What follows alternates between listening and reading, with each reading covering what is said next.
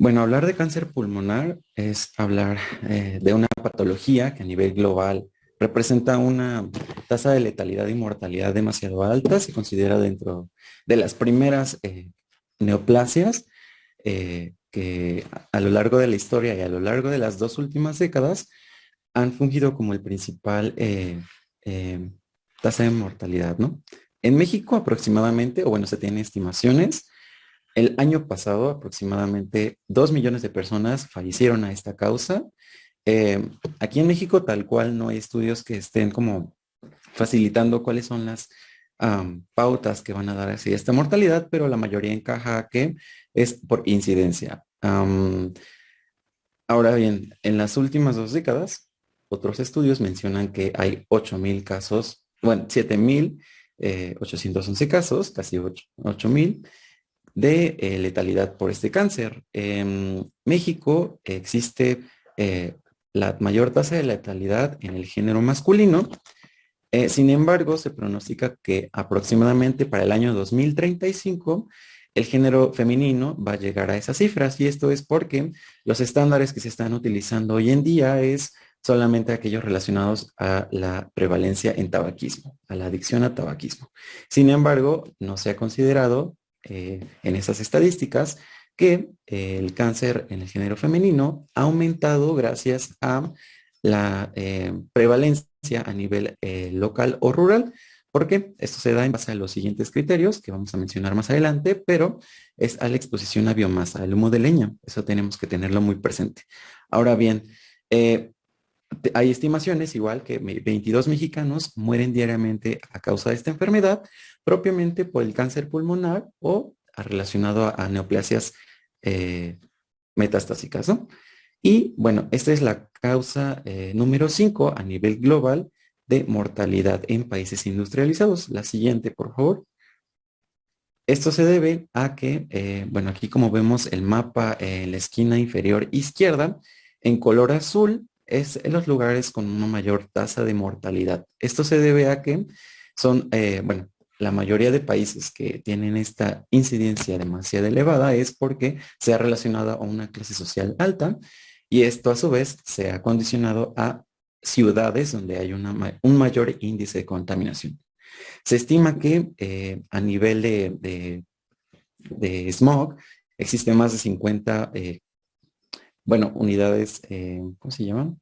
50 MV, mil watts por metro cuadrado, en el que existe una concentración de metales, ya sea uranio en su mayor defecto, o gases por emisión de vehículos, o propiamente por productos de industrialización. Asimismo, se ha relacionado con la mayor facilidad para desarrollar la adicción al tabaquismo.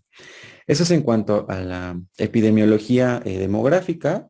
Ahora, por el otro lado, en la esquina superior derecha, vemos una tabla en la cual podemos estandarizar el índice de mortalidad. Ajá. Esta es una tabla que sacamos de Globocan, en el que en el año 2020 estimaron ajá, que existe una incidencia, no más bien una prevalencia en cuanto a mortalidad en más relación al género masculino que al género femenino. Sin embargo, ya les había mencionado de que depende esta. Y en la tabla superior izquierda vemos el índice de mortalidad de acuerdo a el estrato en el que se encuentra la sociedad en dicho país, ¿no? A nivel global, sabiendo que por continentes existen, bueno, sabemos que hay países más industrializados unos que otros y aún así sigue estando en los mismos estándares. En un país más industrializado hay mayor incidencia y aún más en el género masculino. Ahora, por el otro lado, como bien les mencionaba, a nivel de cánceres, el cáncer de pulmón ocupa una de las principales pautas para decir, ok, en el género masculino existe más. Y bueno, posteriormente sigue el de próstata, posterior el de colorectal, y así sucesivamente, ¿no? La siguiente, Eric, por favor. Ahora bien, hay factores de riesgo, como bien les mencionaba anteriormente, el riesgo a tabaquismo, a la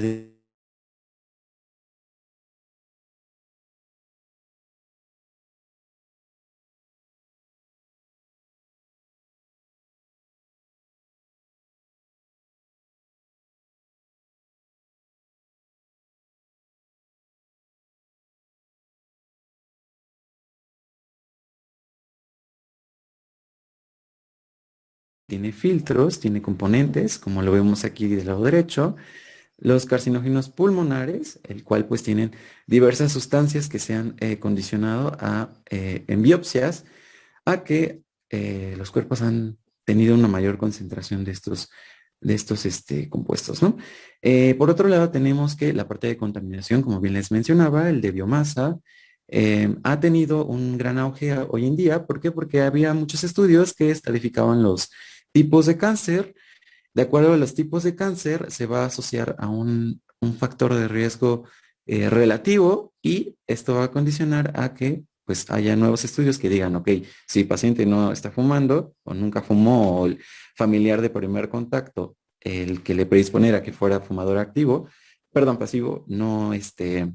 Entonces, ¿qué está pasando? Entonces vieron que otro importante compuesto eran los asbestos, el arsénico y el radón, que son compuestos que justamente se asocian a materiales de construcción de vivienda y de desechos industriales, que justamente al paso de los años van erosionando por la temperatura, por las condiciones en las que se encuentren, y esto va condicionando que pues en estas poblaciones sean más susceptibles, ¿no? El radón y asbesto son compuestos que suelen usarse en el ámbito agrícola, en los fertilizantes, en los herbicidas, y que pues justamente en áreas rurales podría estar asociado. Sin embargo, el humo de leña sigue siendo uno de los principales factores predisponentes para el cáncer en mujeres, ¿no? En edad fértil. Y otra pauta que se ha asociado es la tuberculosis. Esto no se tiene bien estudiado por qué. Sin embargo, pues hay influencia en la disminución de interleucina 6, o eso es hasta lo que en forma general se ha visto asociado, ¿no? Y bueno, eso es en cuanto a la parte de factores de riesgo. Ahora, aquí en México, en la parte de abajo, existe una mayor incidencia en cáncer de pulmón en la parte señalada con rojito respecto a la rosa. Ajá. La rojita es la muy alta, la rosita es la media, y pues la otra es la muy baja. Esto se ha asociado a la industrialización que existe en el país, y esto es en base a lo que les acabo de comentar, a las ciudades con diversos factores de riesgo que erosionan con el tiempo, o al uso de aquellos que se usan en la industria. La siguiente, por favor. Bueno, esta es una tabla más. Dentro de las comorbilidades, o las que se ha visto que potencia un 2% más de probabilidad de desarrollar cáncer de pulmón, pues es justamente aquellos pacientes que están inmunodeprimidos. Y se mencionan otras enfermedades que, en base al curso de la enfermedad, por complicación y por el tratamiento que se esté generando, podría asociársele, como es el caso de la fibrosis pulmonar idiopática y el EPOC, ¿no? Y la siguiente, por favor. Bueno, ahora en la parte de fisiopatología como tal, es muy compleja y no se comprende por completo. Se plantea la hipótesis de que la exposición repetida a carcinógenos, en particular el humo de cigarro, conduce a la displasia del epitelio pulmonar. Entonces, si la exposición continúa, conduce a mutaciones genéticas y afecta la síntesis de proteínas. Esto, a su vez, interrumpe el ciclo celular y promueve lo que es la carcinogénesis.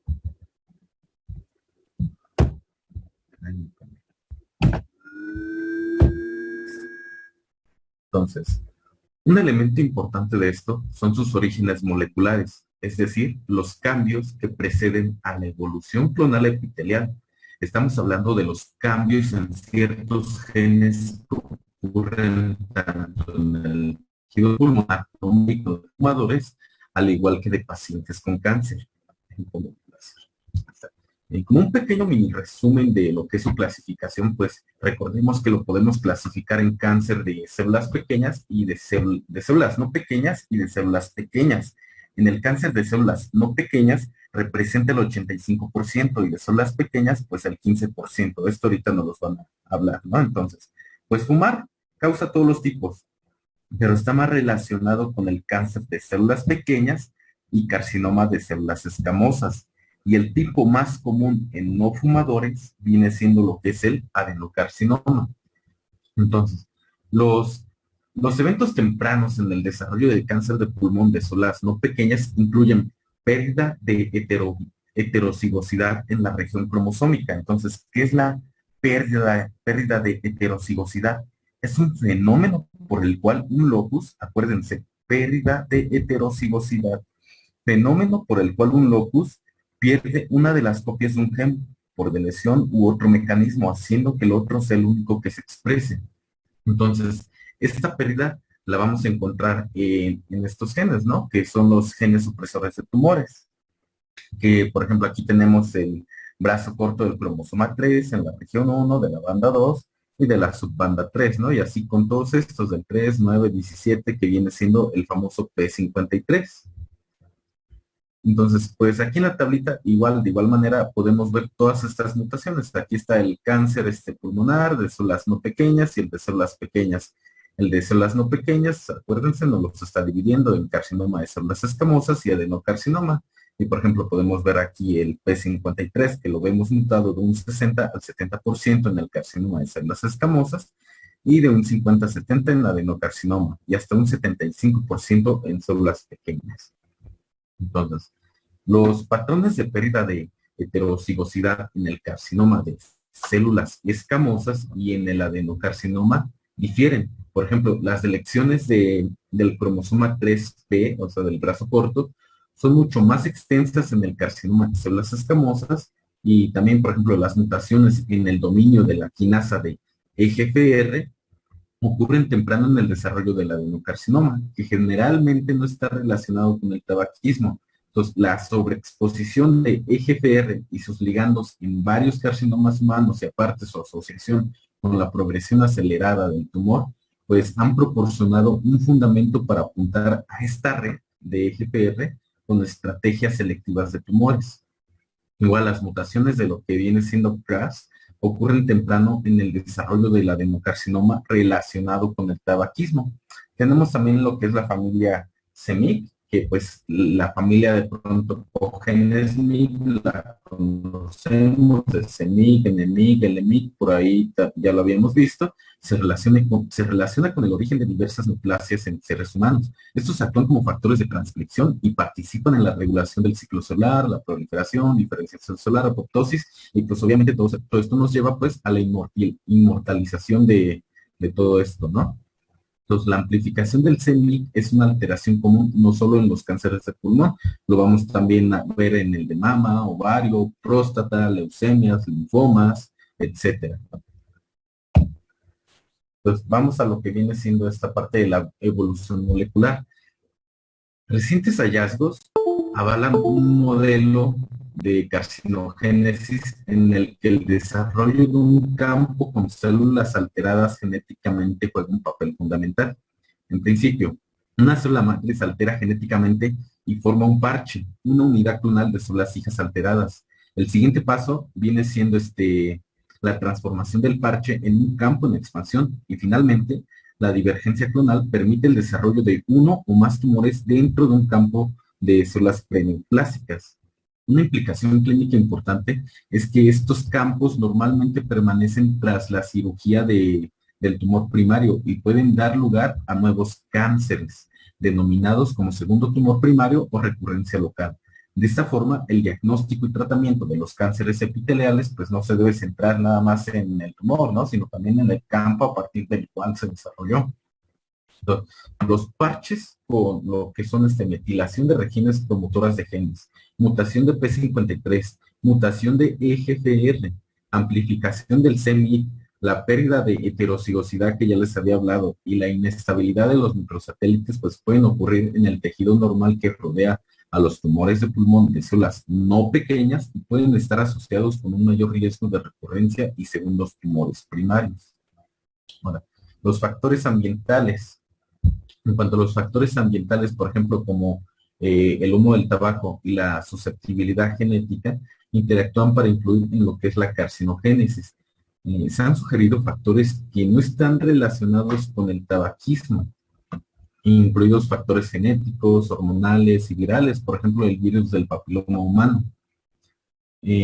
La lesión tisular, por ejemplo, de esta que nos está provocando el humo del tabaco, que lo vemos reflejado aquí en los pulmones descoloridos, ocurre inicialmente en forma de cambios genéticos y epigenéticos, por ejemplo, mutaciones, pérdida de heterocigosidad y, bueno, también cambios globales de transcripción, por ejemplo, inflamación y vías de apoptosis.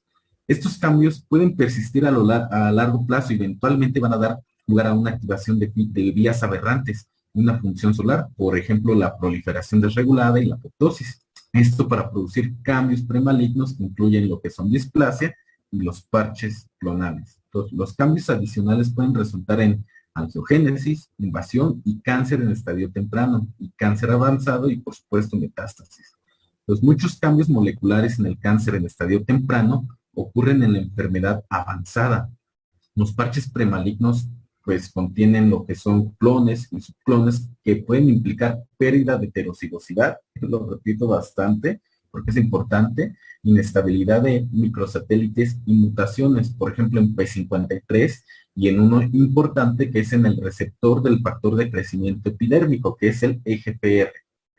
Acuérdense, EGFR. Entonces, los cánceres de pulmón no relacionados y relacionados con el tabaquismo tienen perfiles moleculares diferentes, incluidos las mutaciones que ya les había hablado aquí. Los parches relacionados con el tabaquismo y cánceres primarios, generalmente carcinoma de células escamosas y cáncer de pulmón de células pequeñas, se desarrollan con mayor frecuencia en lo que son las vías respiratorias centrales, y pues de aquí viene la tos como un síntoma principal, a pesar de que no tiene síntomas específicos, pues la tos se deriva de esto en que sea uno de los principales, porque se desarrollan estos con mayor frecuencia en las vías respiratorias centrales. Entonces, la mayoría de los tumores que no están relacionados con el tabaquismo son adenocarcinoma, y estos se desarrollan en las vías respiratorias periféricas.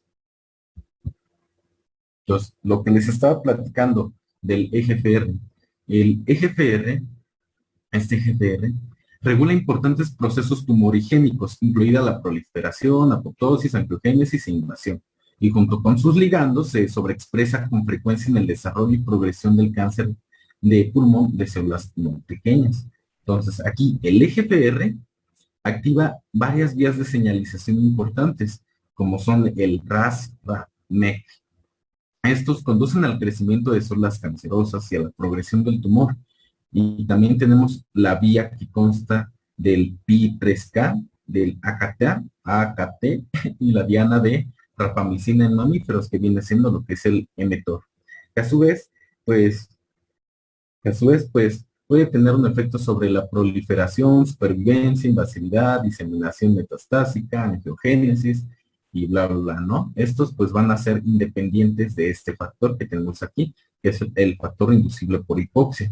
Entonces, estas vías también pueden estar moduladas por otros receptores de tirosina quinasas, como son el receptor de factor de crecimiento similar a la insulina y el CEMET, y por la vía de la proteína quinasa activada por lo que es el AMP-LKB1, que participa en la detección de energía y estrés celular. Entonces, este LKB1 está mutado con frecuencia en tumores de pulmón de células no pequeñas y se cree que actúa como un gen supresor de tumores a través de interacciones con lo que habíamos visto de P53 y CDC42, modulando la actividad así de este AMPK. Entonces, se cree que este LKB1 funciona en la tumorigénesis temprana, la diferenciación posterior y el desarrollo de metástasis. La mayoría de estas funciones dependen de la señalización a través del dominio quinasa. Sin embargo, se han informado funciones independientes de la quinasa, como pueden ser el mantenimiento del transporte de glucosa. Entonces, son estudios, como les dije, todavía no se sabe muy bien al todo. Entonces, podemos ver cómo estas vías nos llevan a lo que es la transcripción genética, los efectos celulares, que son proliferación, invasión, metástasis, resistencia a apoptosis, y lo importante aquí, angiogénesis, que viene siendo el VEG. ¿Por qué importante? Porque los niveles de VEG en las células epiteliales bronquiales de los fumadores aumentan en asociación con la progresión de la displasia bronquial. Los factores asociados con un aumento de lo que viene haciendo aquí la angiogénesis tumoral, pues se correlacionan con el desarrollo y el pronóstico del cáncer. Entonces, estos niveles de VEG pueden predecir el beneficio clínico de los inhibidores de VEG en pacientes con esta enfermedad. Entonces, VEG ha sido validado como un objetivo terapéutico que llevó a la FDA a aprobar el anticuerpo monoclonal de VEG, llamado bevacizumab, en combinación con quimioterapia estándar para tratamientos no tratados previamente. Entonces, aquí bevacizumab, en primera, algunos artículos ya de eso del 2017 para abajo, pues no los marcan como inmunoterapia, pero ya artículos más recientes que yo estuve checando me lo marcan que no se considera inmunoterapia. Este es un anticuerpo antigeogénesis que inhibe el factor de crecimiento endotelial vascular, o sea, este VEG. Se utiliza principalmente en combinación con lo que es quimioterapia a base de platino para el tratamiento del cáncer pulmonar de células no pequeñas no escamosa, porque está contraindicada en el tipo escamoso debido al riesgo de hemoptisis y que puede llegar a ser desde grave hasta mortal. Eric, ¿se va a cortar la transmisión? No.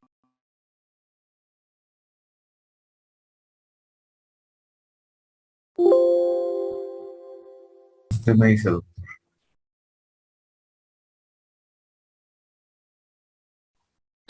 Sí, da un minuto a lo que se incorporan los demás.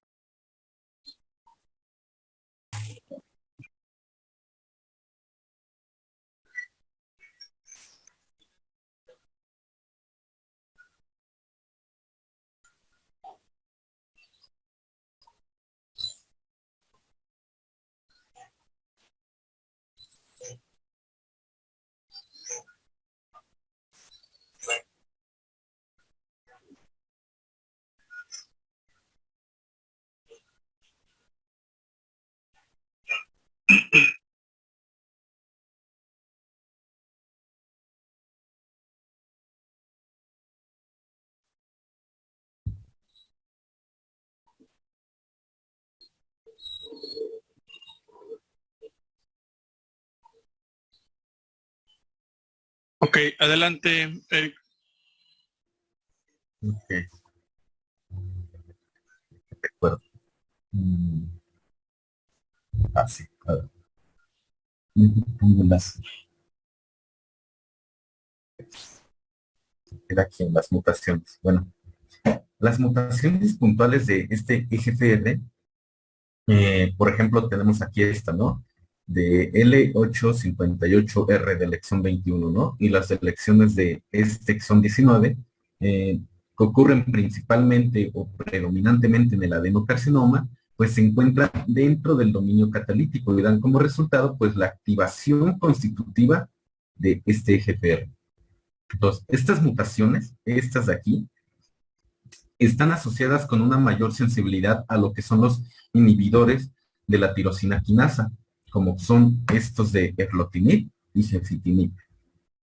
Estos son inhibidores de tirosina quinasa orales de primera generación. Sin embargo, todos los pacientes adquieren resistencia a estos inhibidores de EGFR tras 9 a 15 meses de tratamiento, y por ahí había leído que causaban a la larga una mutación, me parece que gen, creo que 20, algo así recuerdo haber leído, que causaban una mutación. Entonces sí es como que de pensar, ¿no? Pero pues esto ya le toca a los oncólogos.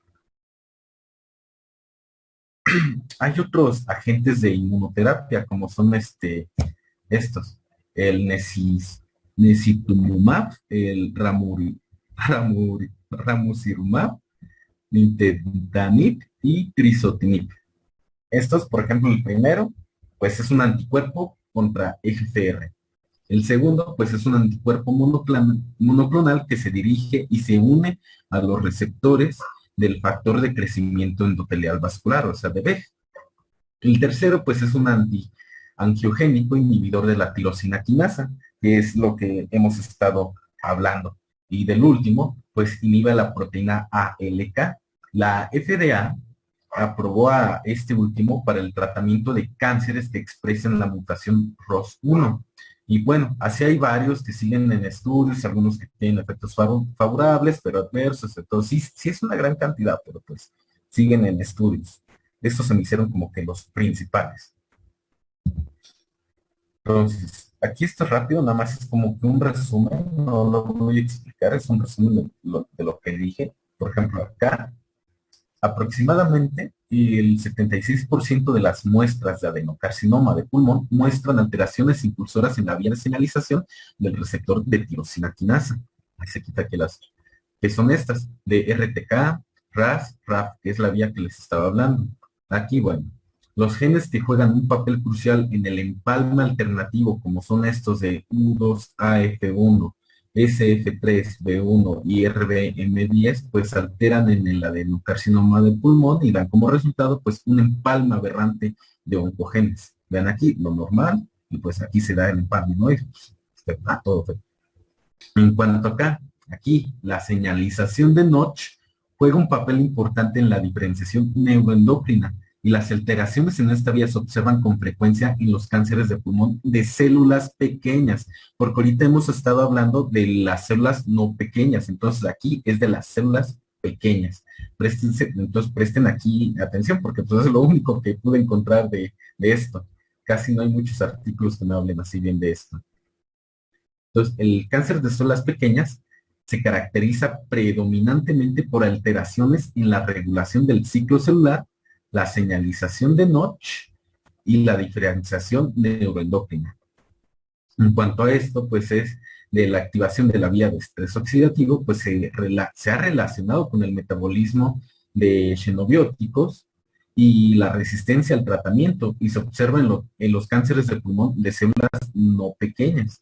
Entonces, pues aquí lo podemos ver, ¿no? Como aquí está teniendo la degradación del NF2L2 y pues no se lleva a cabo esto, que es la transcripción de genes antioxidantes, ¿no? En cuanto a este, bueno, aquí. En todos los subtipos de cáncer de pulmón se observan alteraciones en la señalización de PI3K, la ciclo celular y la modificación de lo que viene siendo el nucleosoma. Y esto va también para lo que es su tablita.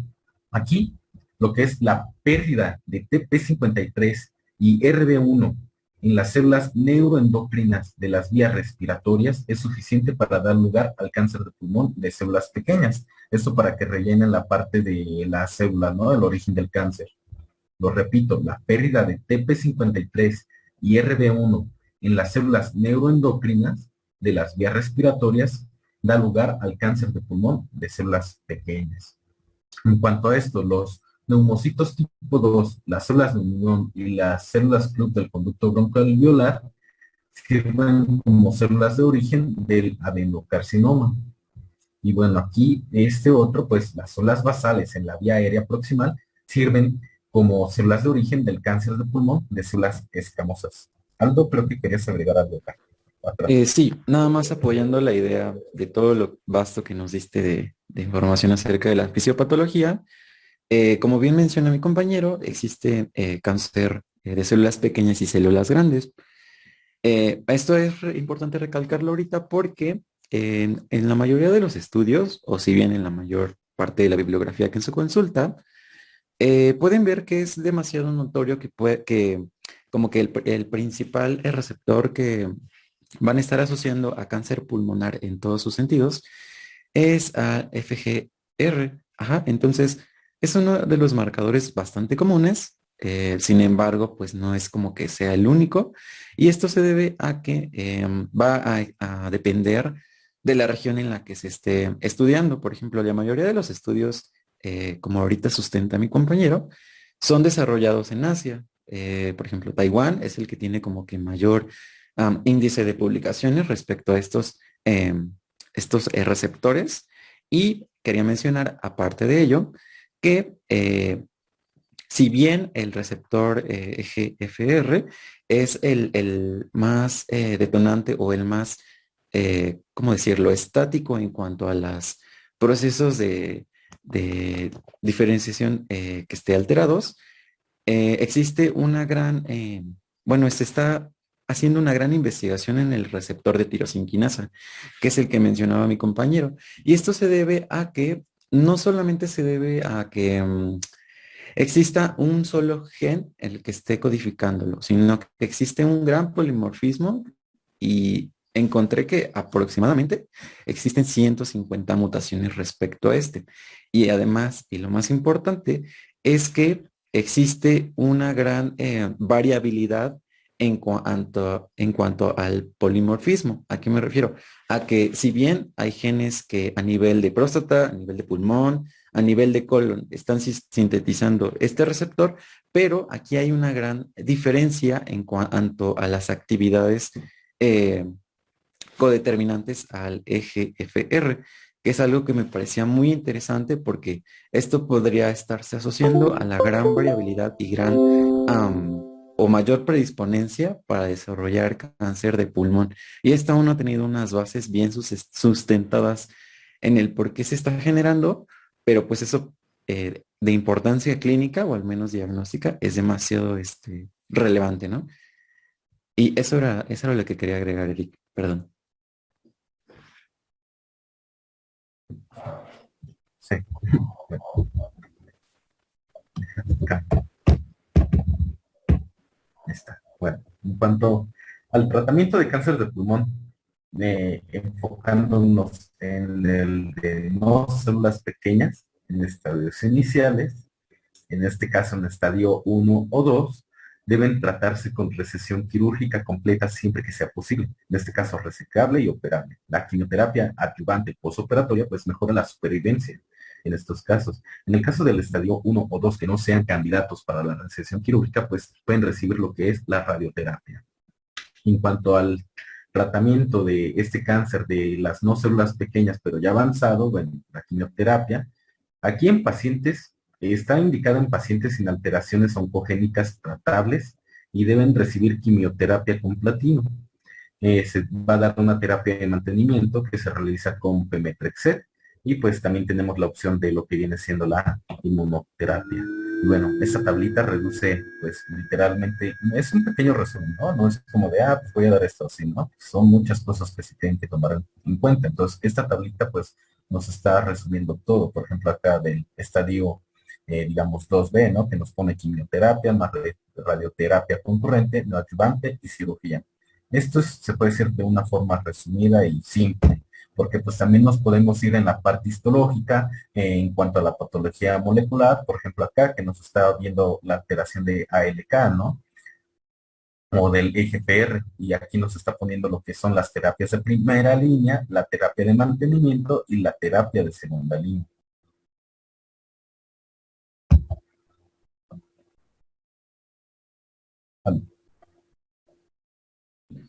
Sí, gracias, Eric.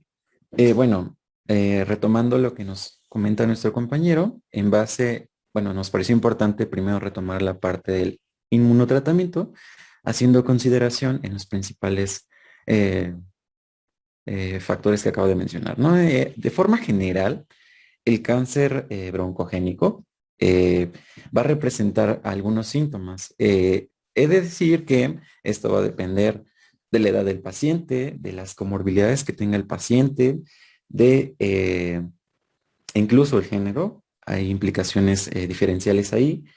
E incluso si este ya ha producido metástasis. Pero de forma significativa, el tos más, digo el tos, el síntoma más predominante que se asocia al cáncer central de tipo broncogénico es la tos.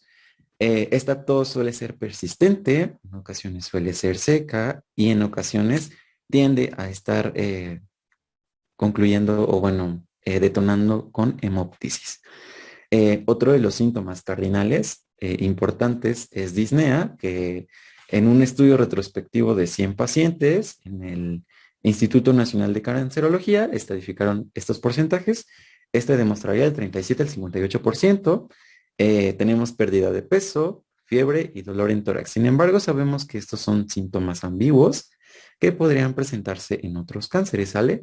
Entonces, es de importancia tener en consideración, primero, que el paciente haya tenido una índice tabáquico más de 30 puntos. El índice tabáquico, recordamos que es el número de cigarrillos fumados al día por el número de años divididos entre 20. Entonces, cuando nuestro paciente tenga más de 30 puntos, es predisponente a sospechar aún que el paciente sea asintomático a estar realizando una evaluación exhaustiva para descartar el cáncer broncogénico. Bien, y tenemos otras consideraciones que igualmente por epidemiología, varón asociado a otros tipos de cáncer en familia y que tenga más de 55 años sería otro factor de riesgo para asociarlo al diagnóstico, al igual que una comorbilidad, como veíamos, una infección vírica o una inmunodepresión, ¿no? Y tenemos aquí justamente síntomas que van a estar siendo catalogados como de un tumor localizado. Como les mencionaba, en la siguiente, por favor, aquí vamos a describirlo más. Eric. Gracias. Ahora bien, como bien veníamos hablando, justamente hay una clasificación de cáncer, bueno, la más clásica que se utiliza es la de células pequeñas y la de células no pequeñas.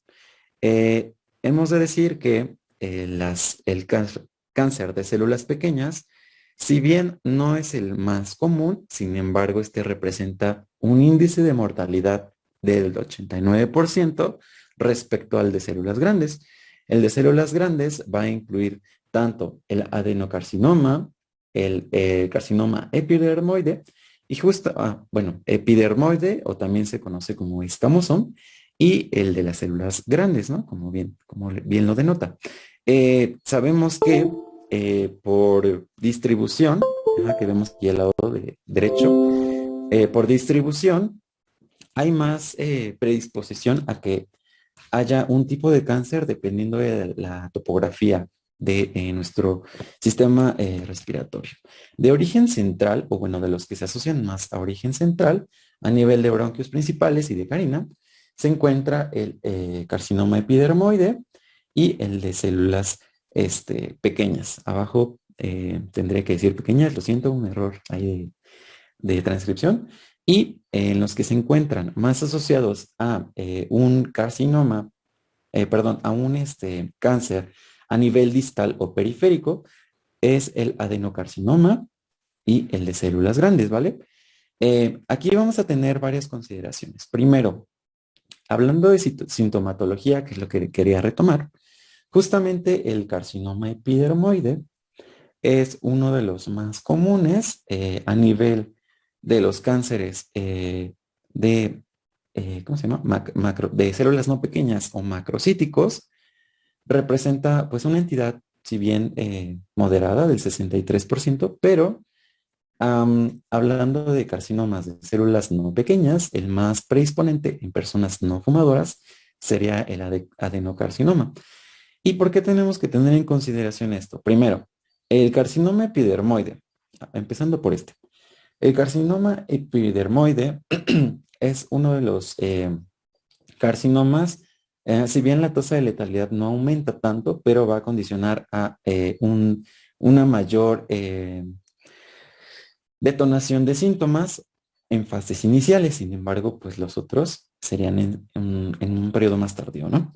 El carcinoma epidermoide, tal cual va a presentar tos, disnea, dificultad respiratoria, hemoptisis, y asimismo va a considerar a otras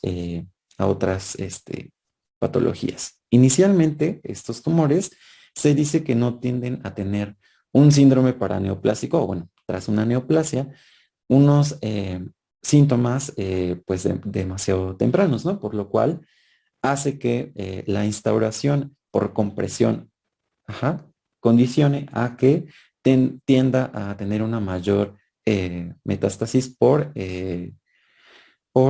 contigüidad.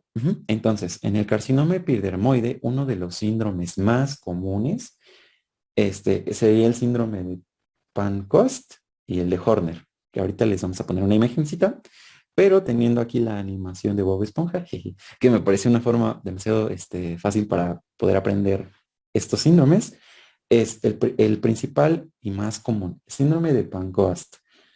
Este es un síndrome condicionado por metástasis que va a afectar justamente a el plexo braquial del lado ipsilateral a la neoplasia.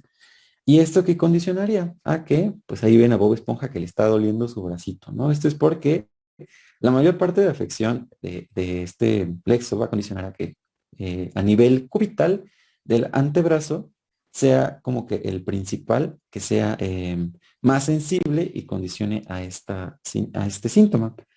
Y ahora bien, el síndrome de Horner va a condicionar a una metástasis a nivel de plexo, bueno, a nivel de C8 hasta T1, T2, difiere de la bibliografía, pero va a condicionar a síntomas como anhidrosis, enoftalmos, miosis y tosis palpebral. Ajá. Ahora bien, este tumor, bueno, esta neoplasia epidermoide, o también llamada escamosa, tal cual es uno de los carcinomas que más se va a cavitar. Es decir, recordando el principio de mayor ventilación y mayor perfusión, si recuerdan clases de fisio, va a condicionar a que este sea uno de los principales que se va a cavitar. Y obviamente ya en síntomas vamos a ver pues sibilancias, estridor, ajá. Entonces, ese es uno de los primordiales. Ahora bien, del lado derecho tenemos una imagencita que hace alusión justamente a los principales sitios donde hay metástasis. El primer órgano que se asocia, o el más común para asociarlo a carcinoma broncógeno de manera general, no solamente al epidermoide, es a nivel del sistema nervioso central, a nivel cerebral. Ajá. Entonces, aquí podemos tener varios síntomas y signos que podemos estar viendo dependiendo de la zona afectada y dependiendo de la extensión, ¿no? Eso sí ya sería muy, muy extenso. Casi no suelen presentar pérdida de memoria, como agnosia o afasias, o bueno, etcétera, ¿no? Toda la característica neurológica que podremos conocer. Ahora bien, los otros órganos más comunes que puede generar metástasis, donde pueden generar metástasis, perdón, sería a nivel de glándulas suprarrenales. Ese sería el segundo órgano más común. El tercero sería hígado y el cuarto sería huesos. Y por último, el último lugar donde nosotros tendríamos que pensar que hay justamente una metástasis es al pulmón contralateral, en caso de que esté pues encontrado sano. Eh, Ahora bien, justamente por los órganos que está afectando, la mayor predisposición a afectar a glándulas suprarrenales condicionaría a que éste pudiese generar sustancias similares a la paratormona. Y esto podría condicionar a síndromes hiperosmolares de relación con la hipercalcemia o hipofosfatemia. ¿Sale? Entonces, eso es de forma general para poder distinguir el carcinoma epidermoide. El carcinoma de células pequeñas, ese es el que va a producir en su mayoría más síndromes paraneoplásicos. Es por ello que se denomina como el más letal. Y obviamente podría condicionar secreciones ectópicas de ACTH. Aquí se ven más comúnmente el signo de acropaquias o dedos de palillo de tambor o dedos hipocráticos, y justamente es el más silente, pues.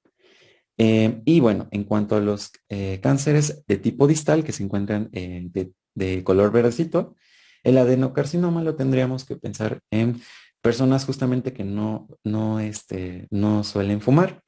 Y esto nos puede dirigir a personas femeninas que tienen menos de 45 años, que han vivido toda su vida cocinando con carbón, con leña, que viven en áreas rurales, o que es una vivienda pequeña en la que cocina mamá y sin embargo todos están siendo predisponentes a ¿no? Eh, a este carcinoma también se le asocia a pacientes que han tenido un antecedente de tuberculosis reciente, no más de 6 meses, bueno, no tan reciente, no más de 6 meses. Y en cuanto a los principales signos, va a estar asociado a signos post derrame pleural, justamente porque estas neoplasias, al ser de origen periférico, tienden más hacia infiltrar la pleura visceral y eso condiciona a que podamos estar teniendo una mayor sintomatología florida al inicio de los síntomas, ¿no? Y ahora, por último, el de células grandes es el que suele tener una mayor cavitación aparte del epidermoide, pero este quedaría en segundo término. Y bueno, abajo no es más que describir los síndromes que acabo de medio explicar. No sé si me entendieron bien, traté de explicarlo lo mejor posible y seguimos, por favor. Bueno, aquí están imágenes del síndrome de Horner. Si recordamos, cursa con anhidrosis, enoftalmos, miosis y tosis palpebral. Ajá.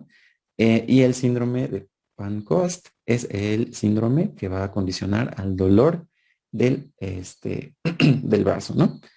Del lado afectado o donde se encuentra la metástasis. En la siguiente imagen también está el síndrome de cava superior. Este es un síndrome que se le asocia a todos los cánceres, independientemente si este es central o periférico. Eh, si es central, pues que se encuentre a nivel de cisura superior, y si es periférico, nuevamente que se le asocie a una contigüidad a la cisura superior, ¿no? Y esto va a estar recondicionando que no haya un retorno venoso y entonces podemos ver justamente en esta imagen la ingurgitación venosa y edema facial, ajá, que sería uno de los síntomas bastante comunes. En la siguiente, por favor. Ahora bien, en cuanto al diagnóstico, hay que tener en cuenta la clasificación que acabamos de ver, si este es central o periférico. En el caso del central, lo que se va a utilizar en base a los factores de riesgo, que sean mínimo 3, y en base a que tenga el desarrollo de sintomatología, aún siendo la más generalizada, se puede realizar un análisis de sangre y de forma tradicional, o al menos es lo que en la mayoría de bibliografía mencionaba, es que pues en atención primaria se utiliza la radiografía de tórax, ¿no? Pero no es un método efectivo, puesto que algunas paraneoplasias o neoplasias centrales no tienden a tener un desarrollo florido a menos de que sea de más de 5 centímetros, es decir, ya un estadio pues demasiado avanzado en el cual pues este método diagnóstico sería ineficaz. Sin embargo, se tiene establecido que una tomografía, ajá, con contraste, tanto de tórax y abdomen superior, es el mejor método diagnóstico que se puede utilizar hoy en día.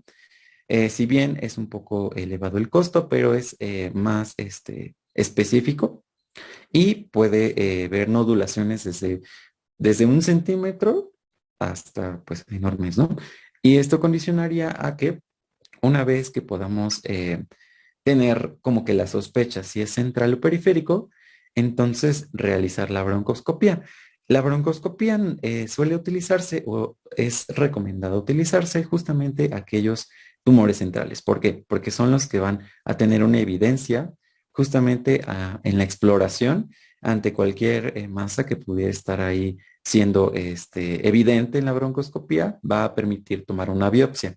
Y esa biopsia va a poder delimitar pruebas de inmunohistológicas o de genotipificación que hoy en día se suelen utilizar. Sin embargo, cuando el paciente no tiene una evidencia, ajá, a nivel de broncoscopía, pues se va a recurrir a otros métodos diagnósticos, como lo sería la biopsia por aguja fina guiada, que esto se suele utilizar con resonancia, con ¿cómo se llama? Con un ultrasonido para poder guiarnos y poder tomar biopsias que se encuentren a nivel de mediastino o fuera de este, ¿no? Que sería muy raro. Y bueno, ya si queremos ser muy específicos justamente en la benignidad o malignidad que pudiese tener eh, respecto a la localización, pues podemos usar el PET, que es la tomografía por emisión de positrones, que sabemos que es un radioisótopo que se inyecta y que va a estar concentrándose en las neoplasias. Entre más colorido se encuentre, pues se denota más malignidad. Y en cuanto a la resonancia magnética, sería un método de estudio que ya se va a utilizar cuando eh, prequirúrgico o posquirúrgico, ¿no? ¿Por qué? Porque suele tener mayor evidencia de tejidos blandos. En cuanto a las recomendaciones, nada más aquí cabe sugerir que la tomografía no solamente sirve como un método diagnóstico cuando la sintomatología sea florida. Una vez que sepamos que un paciente tiene un índice tabáquico más de 30, podemos estar realizando cada 5 años una tomografía a bajas emisiones con contraste como método preventivo. La siguiente, por favor. Ahora bien, aquí es lo más nuevo y lo que sugieren las guías americanas a partir del 2011 es el test o genotipificación, que es lo que nos encamina a recordar justamente de lo que nos hablaba Eric, y es justamente el EGFR el que va a estar mejor testeado, al menos la mayoría de guías, que son 11 en esta bibliografía que consulté. La mayoría van a considerar esta mutación como, patognomónico en pacientes fumadores y no fumadores. Y esto va a ser en base a la biopsia que les mencionaba. Y esto nada más es como para poder conocerlo, porque sin embargo tenemos que tener en cuenta que en biopsia pues también va a haber pruebas de inmunohistoquímica y que nos va a permitir pues determinar primero el tipo de cáncer que nos va a condicionar a tener un tratamiento encaminado al tipo específico de cáncer, ¿no? Y bueno, esto es un estudio que justamente analiza cuáles son los falsos positivos o negativos que tiene respecto al tipo de marcador, en los cuales pues hasta ahora el EGFR es el más, el que se le confía más, pues dado las condiciones que nos comentaba nuestro compañero, pues los otros tienen más polimorfismos y pues no podemos estar haciendo uso de estas medidas terapéuticas porque pues en México al menos solamente el hospital de cancerología es el único que lo testea y en otros hospitales pues sería muy difícil. La siguiente, por favor. Ahora bien, aquí hay una clasificación, el TNM, que es casi utilizada por la mayoría de las neoplasias, que se basa en la extensión, en si este está afectando a nódulos linfáticos y si está afectando a otros órganos, ¿no? En metástasis. Este tuvo una actualización justamente, pero de forma general sabemos que al menos el estadio T1, tiene un tamaño aproximadamente de entre 2 a 3 centímetros. En el T2 de 5 a 7 centímetros y en estadio 3 de 7 a más centímetros, por lo cual nos permitiría diferenciar las medidas terapéuticas en los estadios 1. Como bien nos mencionaba nuestro compañero, pueden ser nada más y meramente cirugías. En T2 ya pueden incluir terapias neoadyuvantes y radio, no, y quimioterapia, y en el estadio 3 ya se pueden asociar los 3 tipos de terapia. Esto ya no lo descubriría muy a fondo porque ya es lo que hemos visto en varias ocasiones, ¿no? Nada más hay que tener en consideración que tiende a tener mayor recidiva y que es un tipo de cáncer que suele invadir los principales órganos que les mencionaba y por lo tanto el diagnóstico se va a hacer en base a esta clasificación. En base a esto se va a dar el pronóstico, que es en la siguiente diapositiva, por favor, que se encuentra de color dependiendo del grado de gravedad y en el cual pues es una medida para poder tener más fácilmente en cuenta toda esta clasificación, ¿no? Y en base a esto vamos a ver del lado izquierdo justamente el pronóstico que tiene el paciente en los próximos 5 años, es decir, el paciente en estadio 1A1 va a tener un 92% de calidad de vida favorable en los próximos 5 años, así respectivamente. Y seguimos, por favor. Ahora bien, en base a la estratificación, y casi por terminar, vamos a estar viendo un poquito de lo que les comentaba anteriormente. En base a los estadios, vamos a ver el pronóstico que se tiene y aún más las condiciones médicas favorables que le son para el paciente y las médicas desfavorables. En cuanto al paciente, como bien les decía, en los estadios 1, del 1 a 1B, vamos a tener una predisposición mayor a tener una recuperación en los próximos 10 años. Estaría casi generando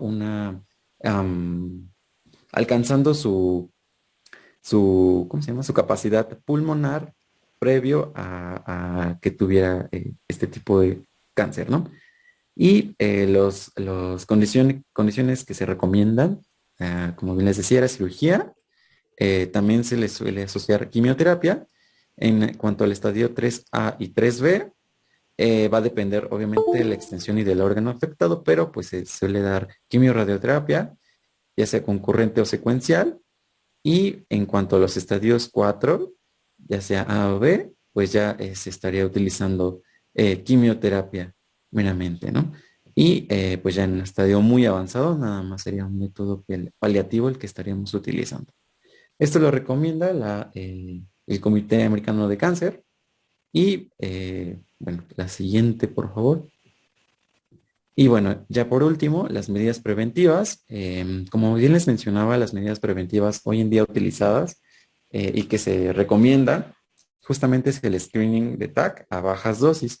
Es el que les mencionaba que una vez que teniendo los factores de riesgo asociados en la historia clínica, tenemos que estar realizando el testeo cada 5 años, bueno, más bien, la realización de una tomografía cada 5 años para poder, pues, delimitar si hay daño o no y si sí, actuar instantáneamente en base al mismo.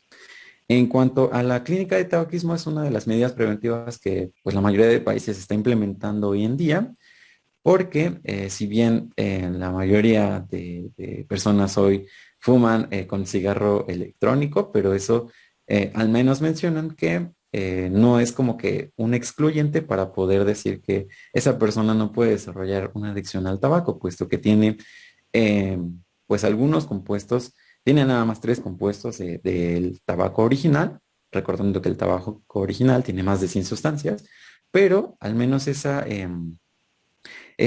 concurrencia a estar utilizándolo podría favorecer a desarrollar pues una adicción al tabaco común, ¿no? Una vez que nuestro paciente pues ya tiene tanto medidas preventivas, tiene incluso una intervención quirúrgica o radioterapia o quimioterapia, sabemos que al menos estos van a estar disminuyendo su capacidad funcional hasta en un 30%, en caso de que la cirugía haya sido exitosa. En caso de que esta no haya sido exitosa, pues obviamente va a disminuir hasta en un 80%, pero tenemos que ver que ese 80% no siga decayendo, por lo cual hay terapias de rehabilitación física, justamente que tienen ejercicios aeróbicos y de resistencia, que podrían condicionar a que pues la capacidad funcional sea estabilizadora, ¿no? Ahora, la actividad física es una de las que están ahorita en mayor promoción, al menos en Europa, porque justamente han visto y han hecho estudios que aparte de aumentar la resistencia en la capacidad funcional, la va a aumentar y aparte va a condicionar a que haya menor índice de ansiedad, de depresión y de calidad de sueño. Y esto condicionaría a marcadores como el BEGF, que lo aumentan. No se sabe por qué bien cuál es el mecanismo. Disminuye la alteración en cuanto al P53 e incluso aumenta el número de células natural killer y, bueno, disminuye incluso también índices de proliferación tumoral Y esto pues realmente se suele utilizar en pacientes que pues desde antes, ¿no? Del testeo. Y fisioterapia respiratoria no es más que estar condicionando a que estos pacientes tengan una calidad de vida adecuada y que pues no estén sujetos a un, este, a un, a un ventilador por el resto de su vida y que al menos con la capacidad funcional que se quedan sea óptima para pues poder vivir, ¿no? Y bueno, eso sería en cuanto a todo. No sé si mi compañero va a agregar algo más, pero de forma muy general sería todo. Ok, se va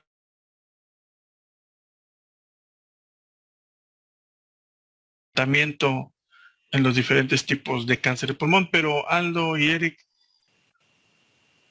entonces, ¿cuál es el origen celular de dos? De uno, primero, el tipo de cáncer más frecuente, aunque no necesariamente es el más, bueno, evidentemente no es el más común, el menos frecuente, y cuál es el tipo de cáncer más frecuente dentro de la población y su origen celular. Entonces son dos preguntitas que les hago.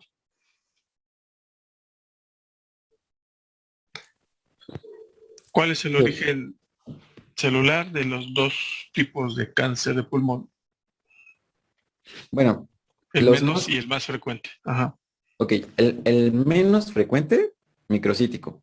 El más frecuente, el adenocarcinoma. De hecho, cuando justamente en la bibliografía Ujú. te mencionan, o incluso en conferencias, cáncer pulmonar es casi se están refiriendo y encasillando a un adenocarcinoma. Eso sería en cuanto a la frecuencia, ¿no?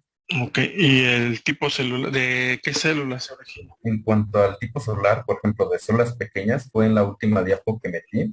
Aquí es en las células neuroendocrinas. Lo había explicado ahí con la imagen que se Claro. veía una pérdida del TP53 y del RB1. En el caso de adenocarcinoma, igual en la imagen me marcaba lo que son los neumocitos tipo 2, las células de unión y las tipo club del conducto bronquialveolar. Y en cuanto a las escamosas, pues son las células basales en la vía aérea proximal. Ok, muy bien. Entonces el origen del cáncer puede ser de a partir de cualquiera de esos tipos celulares que ya nos comentaron. Muy bien. Les comparto la coevaluación para Aldo y Eric, por favor. 2 minutos. Ya estamos un poquito sobre el tiempo. Y a la par, los compañeros que vayan a continuar ya pueden ir montando su presentación, por favor. Podrá el equipo contrario hacer robo de puntos y este mismo tendrá la oportunidad de inicialmente poner su figurita, ¿no? Así hasta completar el gato. Entonces vamos a hacer dos equipos. Eric, ¿Alguien se quiere ofrecer como líder para empezar a escoger? Necesito dos. ¿No lo podrán hacer así de uno contra uno y Ah, escoger a dos pues, compañeros pues sí, para entonces más sería de rápido? quién quiere participar. dos Ok, participantes. a ver, Marcos y Enrique. Ok, Vale, entonces una vez leída la pregunta, tienen 5 segundos para responder. Ok, Marcos, jugador uno, Enrique, jugador 2. Mi compañero Enrique reinició su ya modem. regresé, Male. ¿Ya? Ya. Es que se me había ido el internet, Doc. Ok, Se me cerró el Zoom. adelante. Si Bueno, escuchaste la instrucción de tus compañeros, ¿verdad? Solamente que vamos a hacer dos jugadores y de que van a presentar las preguntas. Marcos uno y tú eres el jugador 2. A ver, adelante. bien, empezando con la pregunta número 1. El síndrome de Pancoast conocido también como cisura superior, es consecuencia de la extensión local de un tumor que corresponde en la mayoría de casos a inciso A, carcinoma renal, inciso B, mesotelioma maligno, inciso C, carcinoma epidermoide. ¿Cuál de las tres opciones es de tu La C, la de carcinoma, ¿qué? epidermoide? Correcto. Epidermoide, ajá, ¿En qué sitio lo ubicarías? en medio. Ok. Pregunta número 2. ¿Cuál de los tipos de cánceres se asocia con mayor frecuencia? un trastorno hidroelectrolítico conocido como hipercalcemia. Inciso A, carcinoma de células pequeñas. Inciso B, bronquio alveolar. Inciso C, epidermoide. ¿Cuál de las tres opciones es de tu agrado? Carcinoma epidermoide. Ok, respuesta correcta. ¿Dónde ubicarías tu imagen? La esquina inferior izquierda. Ok. Pregunta para el concursante 1. Causa más frecuente de derrame pleural en cáncer de pulmón. Inciso A, compresión linfática. Inciso B, infiltración de la pleura visceral. O inciso C, neumonitis obstructiva.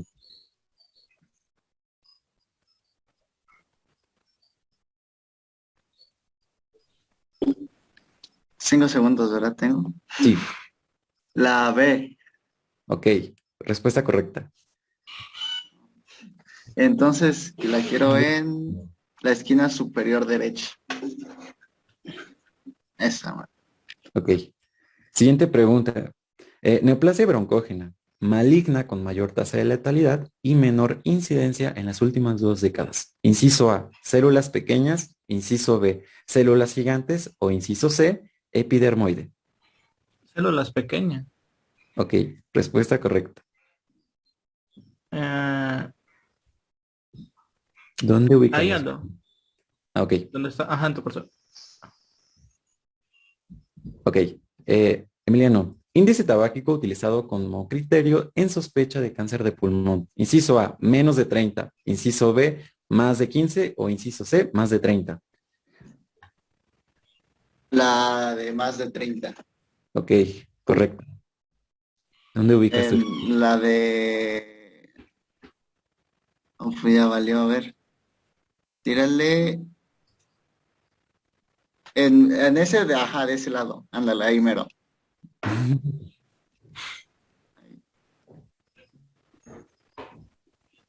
Ok, siguiente pregunta. Principal factor de riesgo asociado a cáncer en mujeres sin adicción al tabaco en una comunidad rural. Inciso A, uranio industrial. Inciso B, exposición a humo de leña.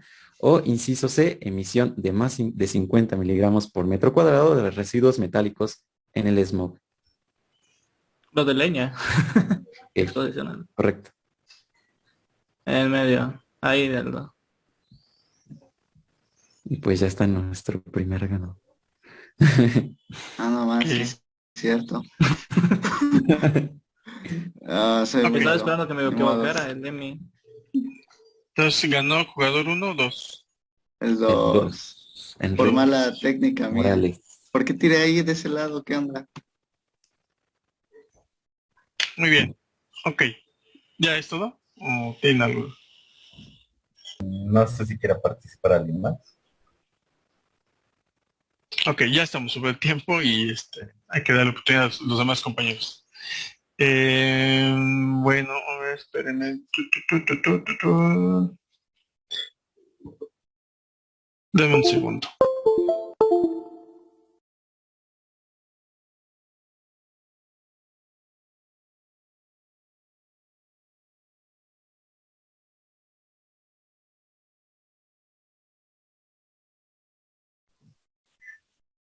Sí, miren, yo creo que vamos a dar el receso ahorita y regresamos con las 3 presentaciones faltantes para que nos relajemos un poquito, ¿sale? Entonces nos reincorporamos 11:45, por favor. Buen provecho si desayunan y comen algo. Nos vemos. Gracias, Doc, igual. Record